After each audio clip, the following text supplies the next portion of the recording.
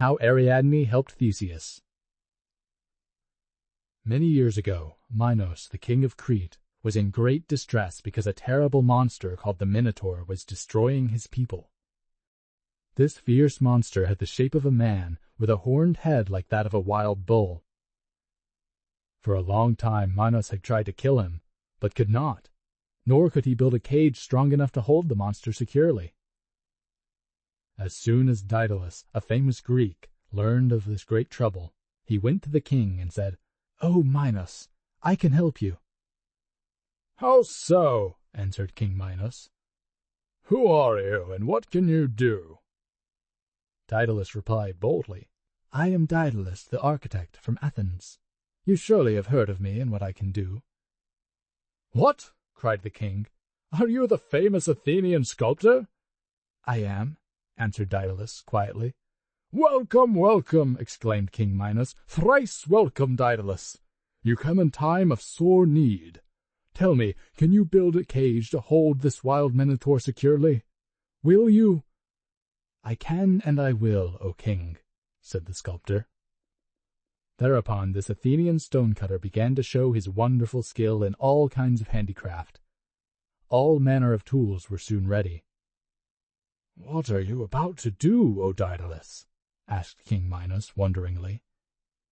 "You will see," answered Ditalis. "I have planned to cut what I call a labyrinth out of the solid rock of the hill just before us." "A labyrinth? What do you mean by a labyrinth?" asked the king. "You will see," answered Ditalis. "I shall hew out of the rock a central chamber with many winding passages leading to it. These passages will be so mixed up that only he who knows the secret can find his way into the central chamber and out again." Then Ditalis showed his plan to the king, who puzzled a long time over the twists and turns. "The windings are certainly very confusing," said the king. "Even though I see them all at the same time, I can see no path clear. I am constantly blocked. What would happen if I were in the labyrinth itself?"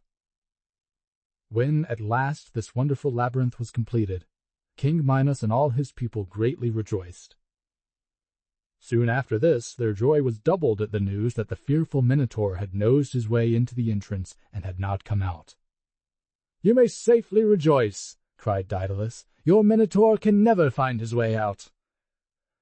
Now Androgeus, the son of King Minos, was fond of travel. He visited many strange places. While he was in Greece, in the capital city of Athens, he became mixed up in a street brawl and lost his life.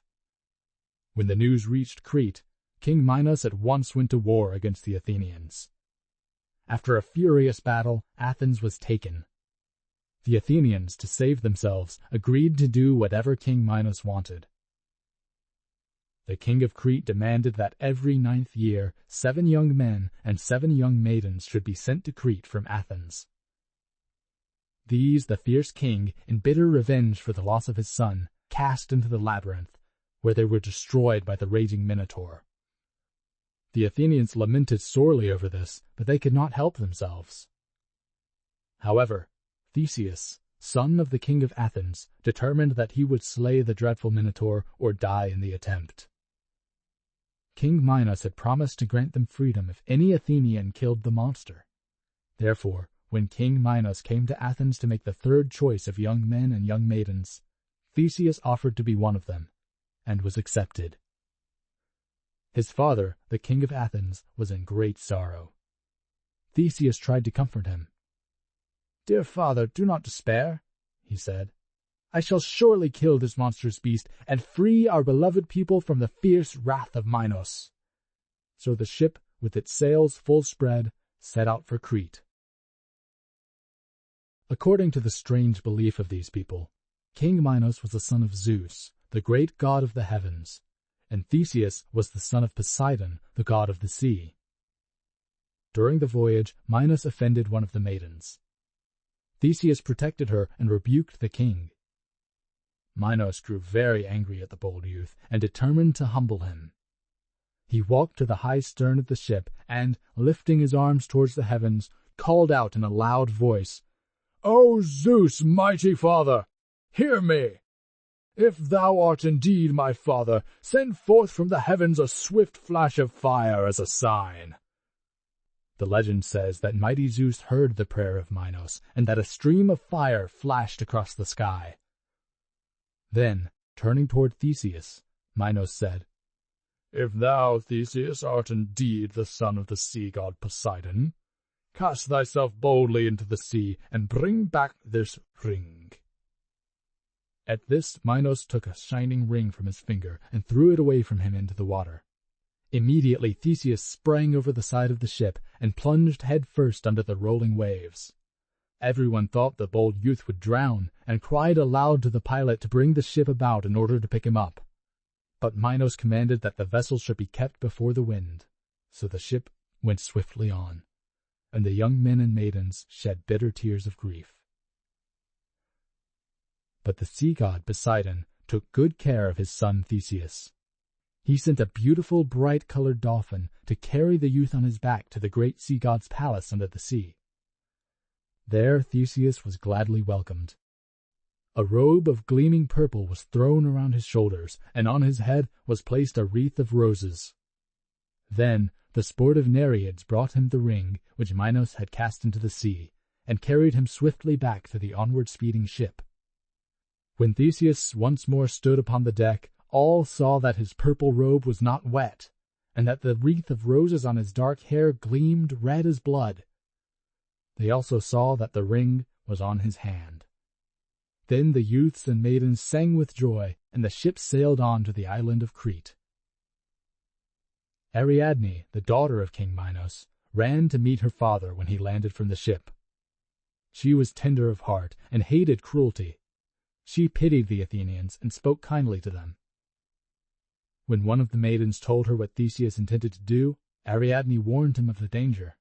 The Minotaur, she said, could not easily be overcome. Then, too, Theseus might lose his way in the labyrinth and so perish. Theseus could not be moved from his purpose. Finally, Ariadne promised to help him. When he was ready, she took a large ball of thread and went with him to the entrance of the labyrinth. There she fastened securely the end of the thread. Then she gave him the ball and told him to unwind it as he moved forward. By this means, she said, he would always be able to find his way back again. After long and weary searching, Theseus found the central chamber. At the sight of him, the Minotaur gave a loud bellow and made a furious rush at him. The young man nimbly leapt to one side. As the monster passed by, Theseus made a quick thrust with his dagger and drove it up to the hilt right into the heart of the beast. That was the end of the Minotaur. Trembling with joy, the brave young man quickly retraced his steps, and, by the aid of Ariadne's thread, soon found his way safely out of the labyrinth. There he told his story, and demanded the release which Minos had promised. With his companions whom he had delivered, Theseus set sail for home, where there was great joy over his victory. End